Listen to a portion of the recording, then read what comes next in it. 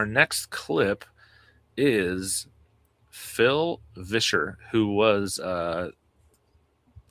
either the creator or a co-creator of Veggietales. I was raised on Veggietales. I'm sure both of you. Well, maybe not Charlie. Okay, Charlie, you missed out. You got to go back and rewatch it now. But I was raised on Veggietales. I believe Nate, you're probably raised on Veggietales too, and there's even like there are Bible stories now that like I've had to like almost relearn some stuff because I had the VeggieTales version of it in my head for so long, and then like getting in and studying, I'm like, okay, that's not actually what happened. Obviously some of it's obvious. There's not giant talking vegetables, but there's other parts too. Now, since the internet has exploded and people have gotten a lot more public with stuff, I've seen several times where Phil Vischer, the creator of VeggieTales, he was also the voice of Bob the Tomato, has some very wonky theology, I'll say. Very much, I would say, almost in the universalist camp where everyone's ultimately really going to go to heaven. He's very, very soft on sins that are very clearly called sins in the Bible. And I think this kind of gets at that. There's part of what he says that I think is okay or good even. But he stops significantly short of where he actually needs to be. Now, with this, there will be some terms that are maybe higher level or a little lofty for people that may be listening, but we will bring those down to, I think, an easier level for people to understand. So let's watch this video, and if he sounds familiar, this is Phil Vischer right here. If he sounds familiar, this is the voice of Bob the Tomato. Sorry to ruin everyone's childhood, but except for Charlie's, not Charlie's. I've had some people on social media, trying to grill me. Like, what do you believe about every issue? What's your theology? And at one point I just tried, I'm completely on board with the Nicene Creed, completely on board. And it was very clear that was not enough. If you say the Apostles' Creed and the Nicene Creed, you are in lockstep with the global church throughout all of history. Yeah. Like that is Orthodox Christianity, the Apostles' Creed, the Nicene Creed.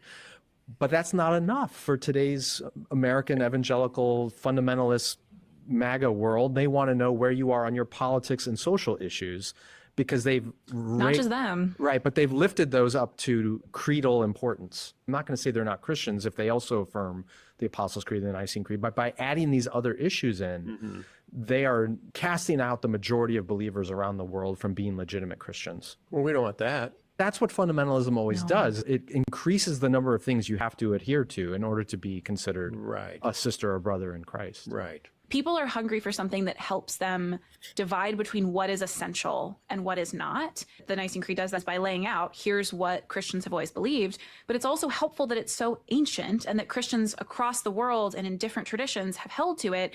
That gives you a greater leg to stand on when you're in your particular non-denominational church in America and you're trying to say, hey, we all have to believe these things to be Christians, and these other things we can disagree on. And maybe our church will still take a stance that's more specific than the Nicene Creed. That might divide us from other churches. But in terms of who we are able to partner with, in terms of who we call fellow Christians, brothers and sisters, it should be these things that define whether or not we can do that. So the first thing that I noticed when I watched this is he did not mention the Bible as one of the things that he goes back to. Now, I will chop that up to he is kind of excluding that from his mentions because he's going to say, obviously, I'm a Christian. I'm going to go to the Bible. But I think there's two ways that you can fall on the incorrect side here. I think one of those is, and I know people that are like this that will brush off anything that is from the church fathers because they're like, no, that's Catholic, or you just brush it all off. Like they don't want to know the Nicene Creed. They don't want to know the Apostles' Creed, either of them, because that's Catholic stuff. We're Protestants. but that's not the case. But I also think that you can go too far on the other side of that, and that's where you get to where I think you get a little too close to some of the um, doctrines of Catholicism that are problematic, to say the least. So my general rule, I heard this. I think it was on Trinity Radio with Braxton Hunter and Jonathan Pritchett, and they kind of broke it down to um, it is oh it actually comes from somebody else. I don't remember who it is, but it's one Bible, two testaments, three creeds, which would be the Nicene Creed, the Apostles' Creed, and the Athanasian Creed, and then the first four councils, which I don't remember all their names, and then the first 500 years of church history. If you can get behind all of those, then you are safely in the camp of Christianity. I don't expect every single believer to know what all of those are. There are some Bible nerds or theology nerds that may dig into this. I know this is Nate. You and I have talked about this a little bit before. I think the last episode we did together, this came up. I've memorized the Nicene Creed. I think you said that you had to memorize the Apostles' Creed for a class that you were in. But if, as good as this is to say that you affirm the Nicene Creed and the Apostles' Creed, there are core Christian doctrine that you miss if that is where you are drawing the line at. You don't have the we call it the hypostatic union. So the idea that Jesus was not half God, half man. He is fully God and fully man. Right? Now that's one of those things that it may be difficult for us to understand, but we do see that clearly outlined in Scripture, and the Athanasian Creed is the one that really articulates that. But there's like there's a bunch of stuff that you miss if you just settle on those two. Not saying that those two are bad, but it's and personally, I think, and this ties into the last segment we had. I think one of the reasons that they do this is because it gives them a line to draw that is not exclusive. It allows them to say, well, they don't talk about homosexuality. They don't talk about anything where, like, if someone says that Jesus was, I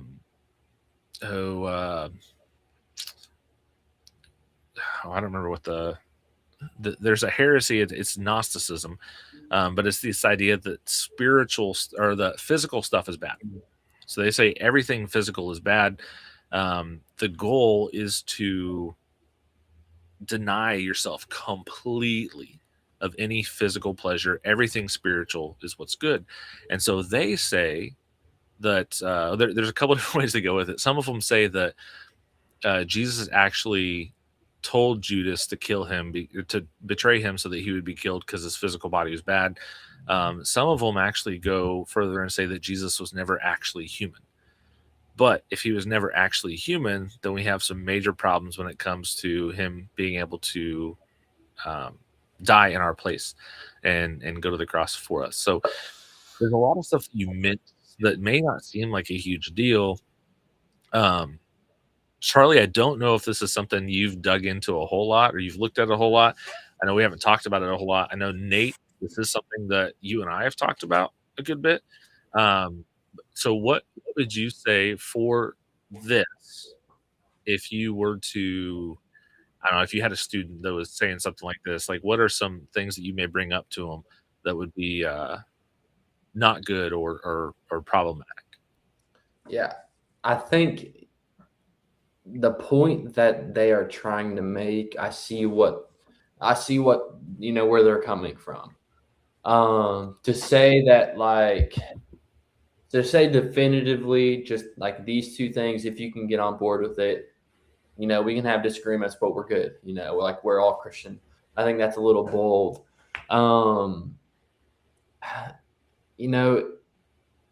In terms of like, what would I, say to like a teenager or something regarding it? I just think of the obvious in the sense of like, like, of course, like we can't disregard the Bible. Because I think like, watching it and after hearing the points you make, even like you don't get an understanding of sin and of like, denying ourselves, and you do kind of get in that thing of like, okay, well, if I just believe this and acknowledge that it's true, well, then I'm fine. According to these guys, I'm a Christian. And that's not necessarily true. So I just think it's so hard. It's so bold to make a definitive statement of like, yeah, if you're on board with this, you're good with us, and you're a Christian. You know what I mean? Yeah. Because I mean, ultimately, what it comes down to is the genuineness of our faith. And I think somebody, that has no idea what the Nicene Creed is. I think somebody with no idea what the Apostles' Creed is, and, maybe even just very limited knowledge of the Bible itself in a sense, they can still go to heaven, if their faith is genuine in Jesus Christ. Yeah. I couldn't ever tell somebody, otherwise. So yeah, I mean, that's a little bit of my thoughts on it. We know with this sort of thing, it's so hard, to say, to make a claim like that. But once again, I get where they're coming from in the sense of it of, we are so quick to shun a theology or even just a belief because maybe we don't agree with it. And being able to just come back to the foundation of what we believe and be able to say like, yeah, this is what we hold on to. We may not agree on these subjects, but that's not the end of the world. We can still get along. We can still believe that we both love Jesus. You know what I mean? Right. And that's something I feel like this has come up a lot tonight. But the idea that, we don't want to be too far on either side of an issue. We don't want to draw lines in the sand that Jesus didn't draw, but we also want to make sure that we hold the lines that Jesus did draw. Like both of those are bad. Neither one of them is good. There's we talked about it with the charismatic stuff.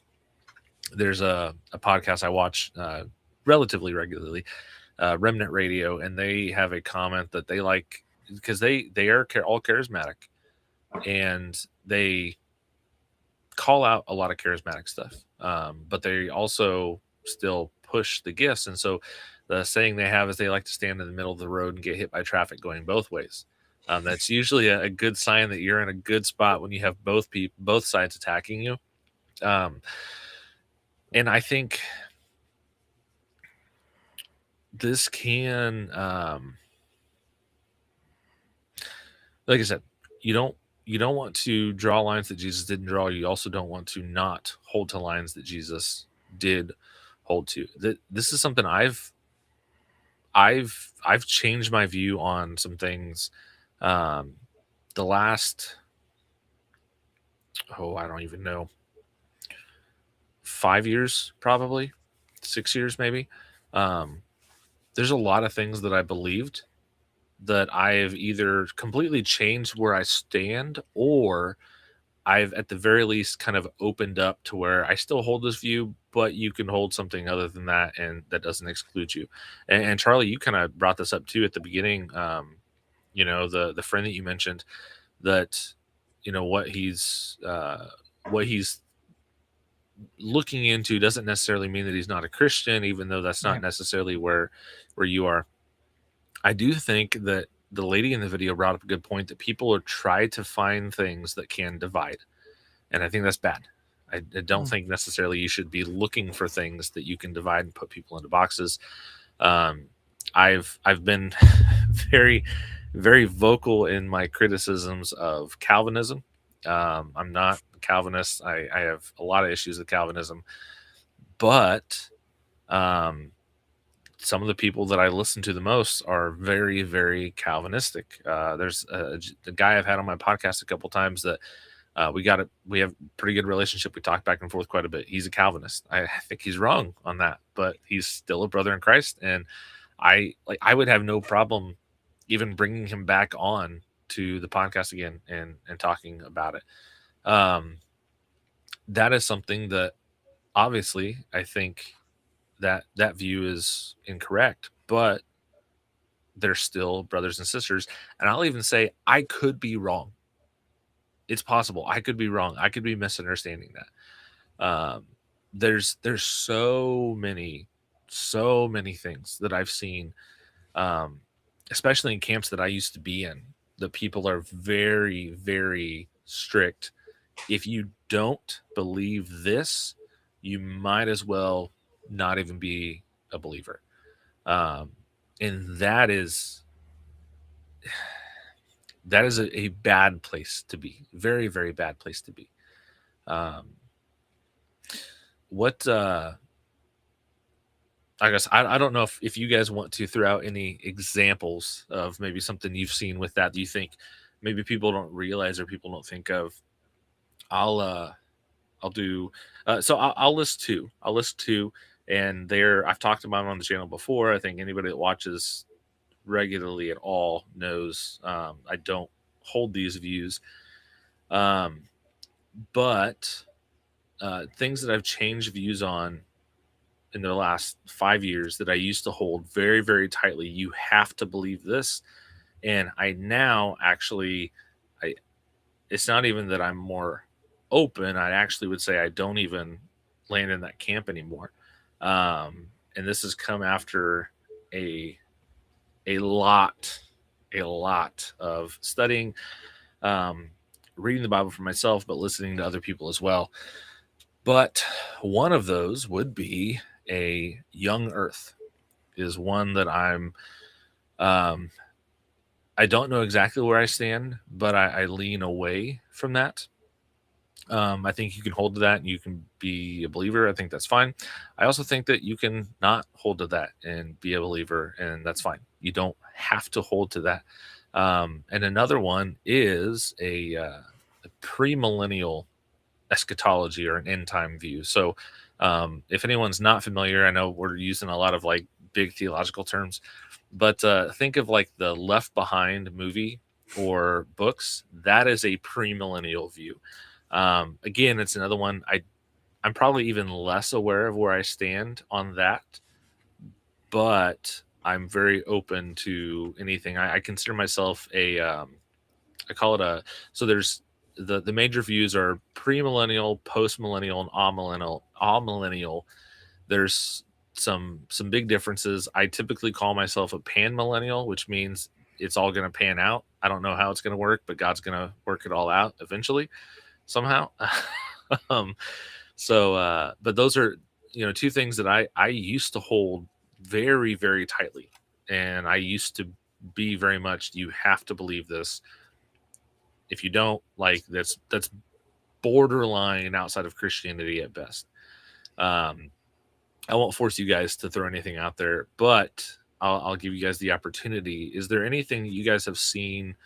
You don't have to like give specific names or anything that would necessarily give it away, like a specific person or anything. But is there anything that you've seen either in your own church or the church more broadly that you have seen Christians hold on to tightly that you think maybe this is something that we can be like, we can agree to disagree on this issue?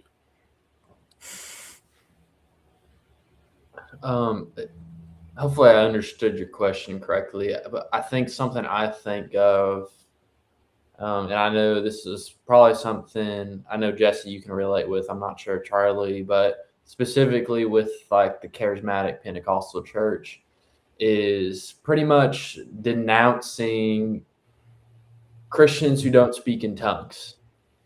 Growing up in the Assemblies of God, it was always a thing of being baptized in the Holy Spirit with evidence of speaking in tongues. And I feel like I've seen so much division over, and even me myself at times, at points, I had held on to that and even looked at other faithful Christians and pastors because they weren't part of my denomination, or maybe they didn't pray in tongues, speak in tongues. I thought them, as that common thing of Pentecostalism as a lesser Christian because they didn't, or stuff like that. And, I just think now it's silly. I think something that charismatic Pentecostals can do is view every other denomination as they're putting God in a box, but all we can do at times is put God into our own box. Yeah. And it's hypocritical, but we don't realize we're doing it. It's like it's what the box is. If I can try to explain it, is God has to move in these particular ways in a worship service, or God's not there. Or you have to do this time. You have to do these specific things when you're praying to God, or God's not moving, or whatever it may be. We really make our denomination a box, probably even more than the denominations and branches and other groups say what they really do. Yeah. I definitely think that's one of my biggest ones that it still shocks me to see people make a big deal about it, because it's like, man, are you really gonna look at somebody who's served the Lord for years on years on years and think essentially that it doesn't matter because they don't pray in tongues? Yeah. Like that's silly. Yeah. I agree. Charlie, you got one? Well, I was thinking through it, and I'm like, I might, but I'm like, I don't know if I should say it or not, because, like, If you don't think you should, you don't have to. I won't. I probably won't. That's probably the first time I've ever had to decline to answer a question. But I probably shouldn't, just because you're good. Well, but yeah. Just to kind of piggyback on what Nate was just saying, Charlie, I'm not going to say the specific church, but Charlie does attend a Baptist church. I believe you're in the SBC, correct? The church is? Yeah, I believe so. And I work there too. That's why I'm like, keep my mouth shut. Yeah, no, I get that. But I remember very clearly a point in my life where it was I would consider a Baptist barely a Christian, right? And completely in the wrong on my end. Now, having said that, I talked about we recently left a church, and the church that we left was a Baptist church.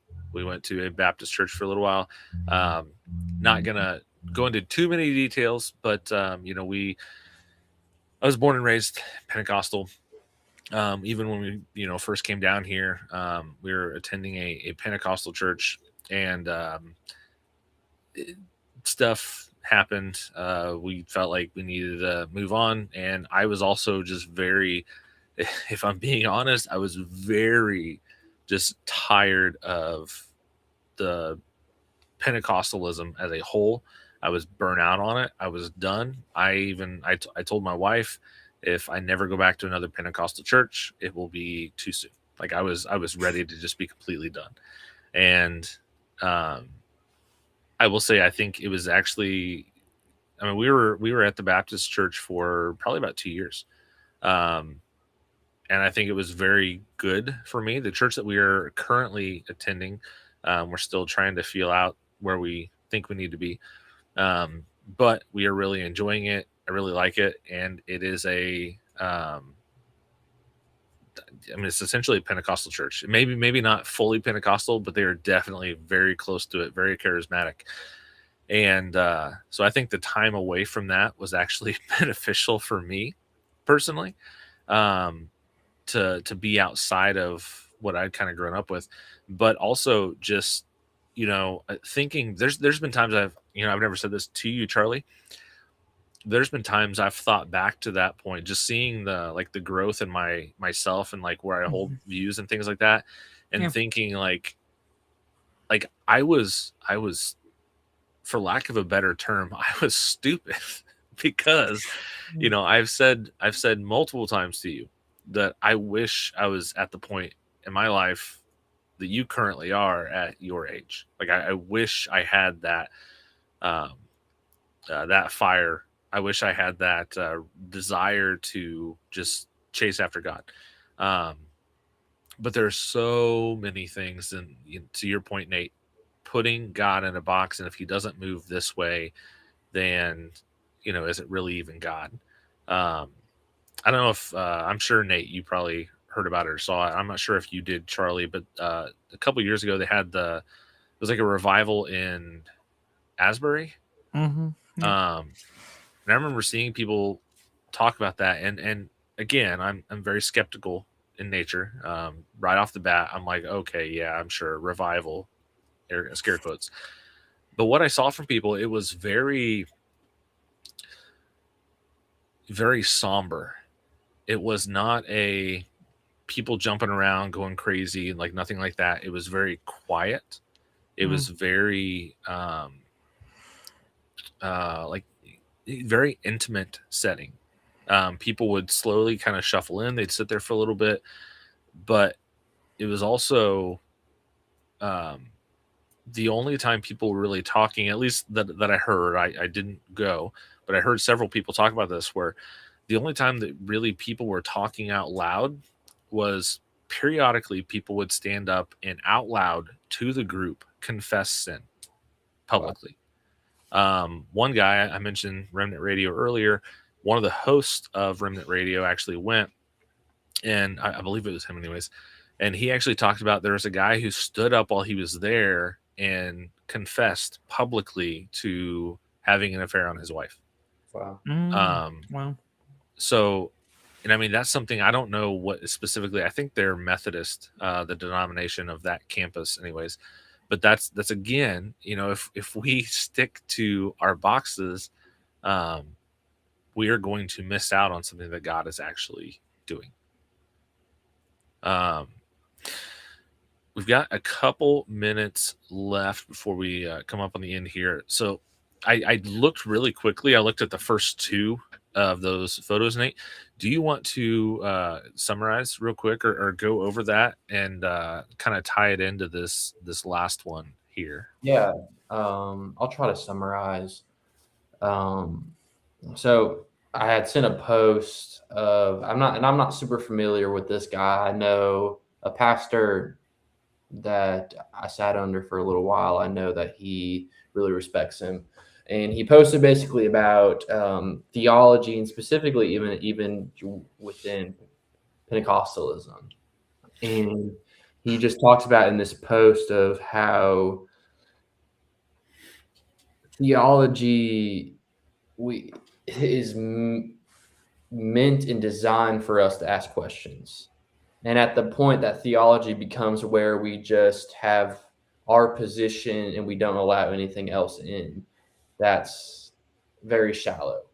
And I think he even kind of specifically says that our psyche is weak, because having good theology, like I kind of said this earlier, is not just having all of the right answers, but it's being able to stay firm in our foundation when we have questions in our minds, not wavering when things may be unanswered or things may be brought up that don't necessarily make sense.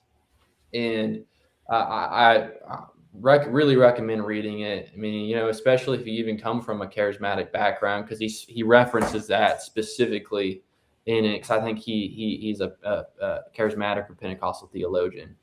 But let me give you, if You're you good. have anything else to say, I'm going to try to find something real quick inside of that. Yeah. No, it's so getting back, like this whole idea of looking outside of, or not holding God to these like little boxes. That's not, we can go too far in that direction too. We want to make sure we take everything back to Scripture. We don't want to get to the point where we are not calling sin, or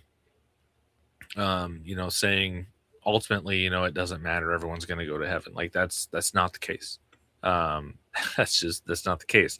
It's sad. I wish it wasn't the case, and that's what we're called to do, is get as many people to, or not us getting people there, we don't do anything, but we are a vessel. We allow God to work through us.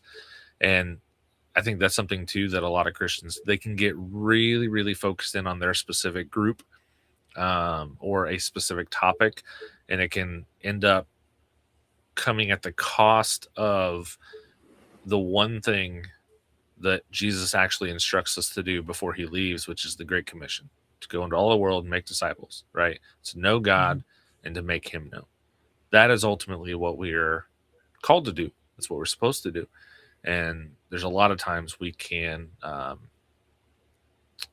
sacrifice that for things that don't really matter, or don't matter nearly as much. Yeah. That's, I totally agree with that.